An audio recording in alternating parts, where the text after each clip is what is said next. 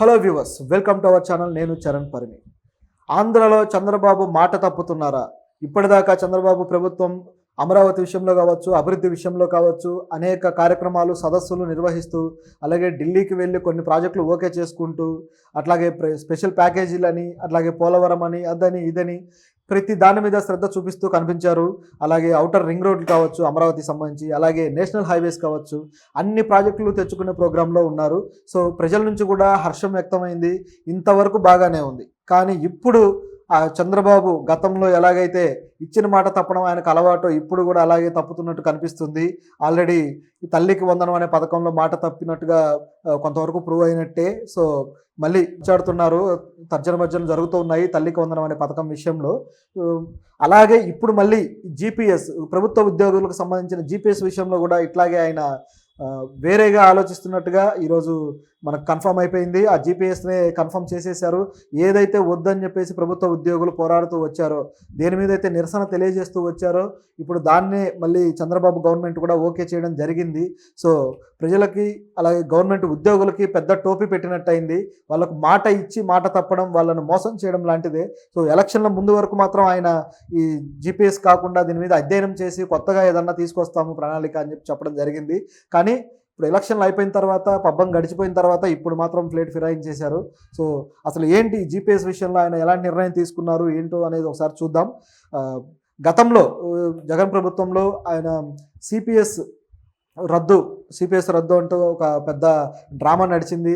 సరే సిపిఎస్ కాకుండా జీపీఎస్ కొత్త విధానం తీసుకొస్తానని చెప్పేసి ఆయన చెప్పడం జరిగింది. తర్వాత ఆ విధంగానే జీపీఎస్ అంటూ ఒక విధానం తీసుకొచ్చారు. అయితే ఆ విధానం గ్యారంటీ పెన్షన్ విధానం అంటూ తీసుకురావడం జరిగింది. అయితే దాంట్లో ఈ పెన్షన్లో ఒక 50% వాళ్ళు రిటైర్ అయిన తర్వాత 50% వచ్చేలాగా ఆయన ఏదో ప్రణాళిక రచించారు. అయితే దాంట్లో ఉన్న సమస్యలు, అవకతవకల విషయంలో ఈ ప్రభుత్వ ఉద్యోగులందరూ కూడా నిరసన తెలియజేస్తూ చాలా ప్రభుత్వాన్ని వ్యతిరేకించడం జరిగింది. ఆ నిరసన కూడా చాలా విజయవాడలో బహిరంగ సభలో వాళ్ళు నిరసన తెలియజేస్తూ, అలాగే టీచర్స్ కావచ్చు, మిగతా ఉద్యోగులు కావచ్చు, అందరూ కూడా చాలా తీవ్రంగా వ్యతిరేకించారు ఈ విషయాన్ని.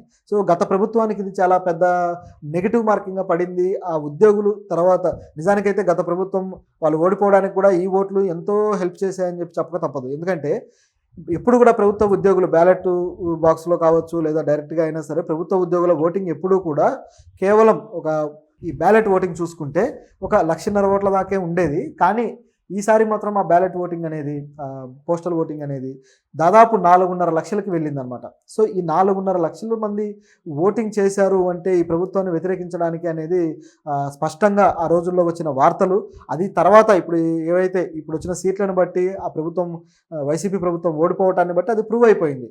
సో ఉద్యోగులు ఇంత సపోర్ట్ చేసి చంద్రబాబుని గెలిపించుకోవాలి అని ఇంటర్నల్ క్యాంపెయినింగ్ కూడా చేశారు. ఆ టీచర్ల ఉద్యోగ సంఘాలు కావచ్చు, టీచర్ల సంఘాలు కావచ్చు, ఇట్లా సిపిఎస్ ఉద్యోగుల సంఘాలు కావచ్చు, వీళ్ళందరూ కూడా క్యాంపెయినింగ్ చేశారు. క్యాంపెయినింగ్ చేసి వీళ్ళు గెలిపించుకున్న పార్టీ అనమాట ఇది, గెలిపించుకుని నిలబెట్టిన ప్రభుత్వం. సో ఇలాంటి ప్రభుత్వం కోసం వాళ్ళు ఎంతో పని చేస్తే కూడా వాళ్ళకి ఇట్లాంటి అన్యాయం జరగడం, ఇలా జరగడం ఆశ్చర్యకరంగా ఉంది. తెలిసిందే కదా, చంద్రబాబు ముందు చెప్పేది ఒకటి, తర్వాత చేసేది ఒకటి. గతంలో కూడా అలాగే చేసుకుంటూ వచ్చారు, ఇప్పుడు కూడా అలాగే చేస్తూ వచ్చారనమాట. ఈ తల్లికి వందనం అనే పథకంలో కూడా అలాగే చేశారు. ఆయన తల్లికి వందనం పథకం చూసుకుంటే ప్రతి విద్యార్థికి ఇస్తానని ముందు మేనిఫెస్టోలో మెన్షన్ చేయడము, ఆయన మాట ఇవ్వడం జరిగింది ప్రతి విద్యార్థికి 15,000 అంటూ. కానీ ఆ తర్వాత మాత్రం మళ్ళీ ఒక తల్లికి 15,000 అంటూ చెప్పడం జరిగింది. అంటే ఒక తల్లికి 2 పిల్లలు 3 పిల్లలు ఉంటే చదువుకునే విద్యార్థులు, వాళ్ళకు అందరికీ రాదన్నమాట. సో అంటే ఒకడే చదువుకోవాలి, మిగతా వాళ్ళందరూ గాలికి తిరగాల. సో ఏంటి ఈ పథకం అసలు? ఇప్పుడు చదువు కోసం తెచ్చిన పథకం చదువుకు ఉపయోగపడేలా ఉండాలి. కానీ అసలు నిజానికి డైరెక్ట్గా డబ్బులు ఇవ్వడం అనేది ఒక పనికిమాలిన పథకం. ఎందుకంటే విద్యా సంస్థలకి స్కాలర్షిప్ రూపంలో ఇవ్వడమా, లేదా విద్యార్థులకి ఏదన్నా వాళ్ళకి వస్తువుల రూపంలో లేదా ఇన్ఫ్రాస్ట్రక్చర్ రూపంలో ఇట్లా ఇవ్వడం అయితే వాళ్ళు ఉపయోగించుకుంటారు, దానివల్ల లాభం పొందుతారు. కానీ ఒక విద్యార్థికి నేను డబ్బులు ఇస్తారంటే మిగతా విద్యార్థులంతా ఏమైపోవాలి? ఇది విద్యార్థుల చదువుని దెబ్బతీయడం, వాళ్ళ నిరుద్యోగితను పెంచడము, అట్లాగే వాళ్ళ అవకాశాలని దెబ్బతీయడం. సో ఇలాంటి ఈ పథకాలు నిజానికి దీన్ని ఈ తల్లికి అమ్మకు వందనం అనేది, లేదా తల్లి ఒడి అమ్మ ఒడి అనే పథకాన్ని గతంలోనే ప్రభుత్వాలు విమర్శించు వచ్చారు, ప్రతిపక్షాలు కావచ్చు, ప్రజలు కావచ్చు, అంతా కూడా. ఎందుకంటే ఆ పథకం తీరుతెన్నులు సరిగ్గా లేవని. ఇప్పుడు వీళ్ళు తెచ్చింది కూడా అదే పథకానికి పేరు మార్చేసి 10 రూపాయలు డబ్బులు పెంచేసి తీసుకొచ్చారు. సో ఇది పనికిమాలిన విధానమే అయింది. అయితే ఈ విధానం కాకుండా వేరే విధానం మార్చుకుంటే బాగుంటుంది. అసలు ప్రజల్ని ఇలా ఎడ్యుకేషన్ విషయంలో ప్రజల్ని డబ్బులు అలవాటు చేయడం లాంటిది కాకుండా వేరేగా కేవలం ఎడ్యుకేషన్ ఫ్రీగా ఇవ్వడం, ఎంత హైయర్ ఎడ్యుకేషన్ అయినా సరే ఫ్రీగా ఇచ్చే పథకం తీసుకొస్తే విద్య అనేది అందరికీ అందుబాటులోకి వస్తుంది. కానీ ఆ పని చేయకుండా ఇట్లాంటి ఈ చర్యలు తీసుకోవడం, ఇలాంటి పథకాలు పెట్టడం అనేది ఫూలిష్‌నెస్ తప్ప మరొకటి కాదు. అభివృద్ధి చెందిన దేశాల్లో అయితే ఇట్లాంటి పథకాలు లేవు. విద్య అనేది ఫ్రీగా ఇవ్వడం జరుగుతూ ఉంది. కానీ మన దగ్గర మాత్రం ఈ విధంగా ఏడిచిందనమాట.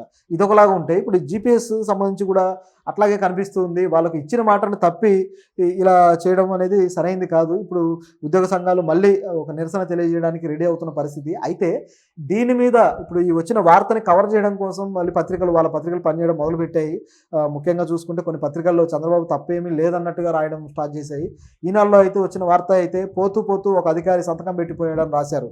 సో ఆ అధికారి వచ్చేసి ఎస్ఎస్ రావత్ అనే ఆయన ఆర్థిక శాఖ ప్రధాన కార్యదర్శి. ఆయన దీనికి సంబంధించిన నోటిఫికేషన్ జీవో మీద సంతకాలు పెట్టి జీపీఎస్ దాని మీద పోయాడంట. సో దానివల్ల ఇది అమల్లోకి వస్తుంది అనేది ఇప్పుడు వీళ్ళు చెప్తున్న మాట.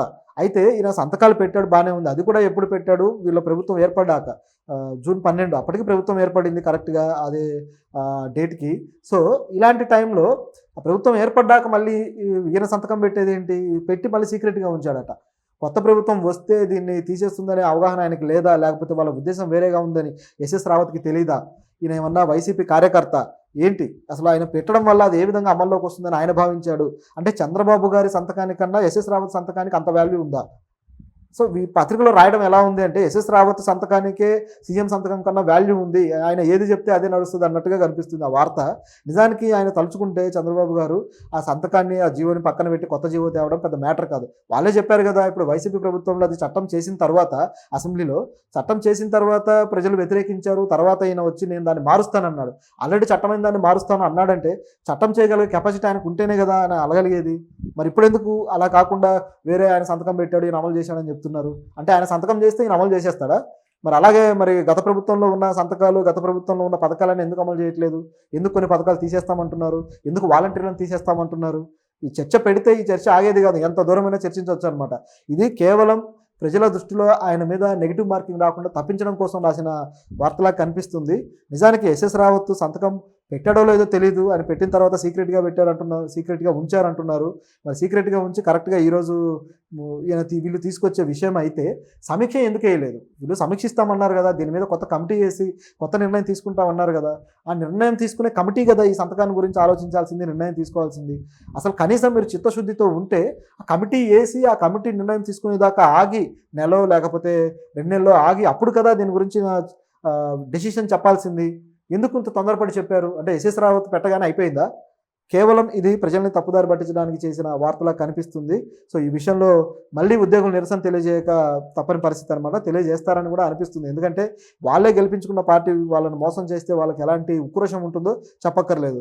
జగన్ ప్రభుత్వంలో కూడా వాళ్ళు ఆ మీటింగ్ చాలా బహిరంగ మీటింగ్ పెడితే దాన్ని అడ్డుకోవాలని వ్యతిరేకంగా పోలీసులు